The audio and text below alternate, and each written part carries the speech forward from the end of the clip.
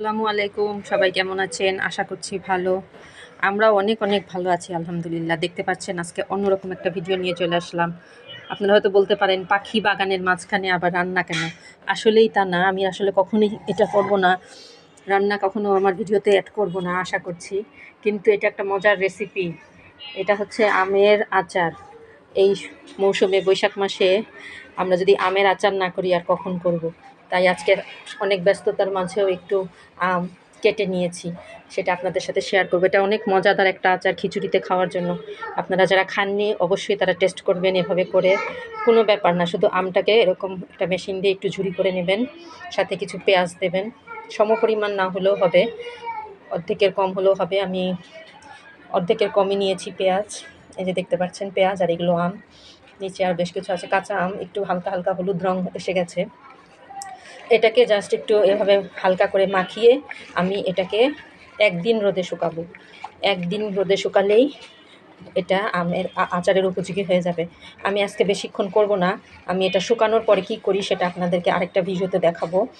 আপনারা ঠিক এভাবে আমটাকে ঝুরি করে খিচুড়ি খাতে আচার খাওয়ার জন্য যারা একটু মিষ্টি দিতে চান দিতে পারেন। আমি এটাকে মিষ্টি দিব না, একদম টক রাখবো। শুধু পেঁয়াজ আর আম, এখানে আর কিছুই না। পেঁয়াজ আর আম এভাবে ঝুরি করে আমি পাতলা একটা ট্রেতে কিংবা প্লেটের মধ্যে দিয়ে রোদে দিয়ে রাখবো।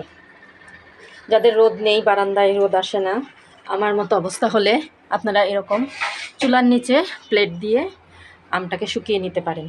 দেখেন আমার দুষ্টু ছেলের কাজ দেখেন, সে যে কতটা চঞ্চল তার একটা নমুনা আপনাদেরকে দেখাচ্ছি। আমার প্লেটের অবস্থা দেখেন কি করেছে। এটার মধ্যেই আপাতত আজকে আম শুকাবো, এছাড়া আর কোনো উপায় নেই। এটাকে ফেলে দেওয়ার চেয়ে এটাকে আমি একটা কাজে লাগিয়ে দিচ্ছি। আমটাকে একটু পাতলাভাবে এভাবে একটু ছড়িয়ে ছড়িয়ে দিব, আর মাঝে মাঝে একটু নেড়ে দেবো। আর রাতের বেলা আমি এটাকে ফ্যানের বাতাসের নিচে রেখে দেবো। ফ্যানের বাতাসেও কিন্তু এটা বেশ শুকিয়ে আসে। আমি আরেক বয়ম করেছি, সেটা ফ্যানের বাতাসেও শুকিয়েছি, আর চুলার নিচে দিয়ে করেছি, কারণ আমার বাসায় বেশি রোদ আসে না। সেটা আপনাদেরকে দেখাবো আরেক বয়ম। সেটার মধ্যে একটু মিষ্টি দিয়েছি।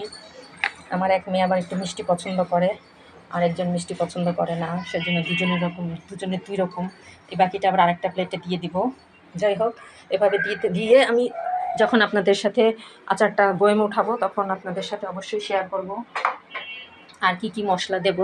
এই দেখেন, এটা আমি তৈরি করে ফেলেছি, আজকে এটাকে বয়মে দিয়েছি। দেখতে পাচ্ছেন খুব সুন্দর হয়েছে দেখতে। এই যে শুধু আম আর পেঁয়াজ, এটা একদম দিয়ে দিয়েছি। এটা এখন শুধু রোদে দিলেই হবে, আর কোনো কাজ নেই। বাকিটা আপনাদের আগামী ভিডিওতে অবশ্যই দেখাবো। ভিডিও ভালো লাগলে, আমের রেসিপিটা ভালো লাগলে অবশ্যই আপনারা করে খাবেন। আজকে ভিডিও এখানেই শেষ করছি। আসসালামু আলাইকুম, আল্লাহ হাফেজ।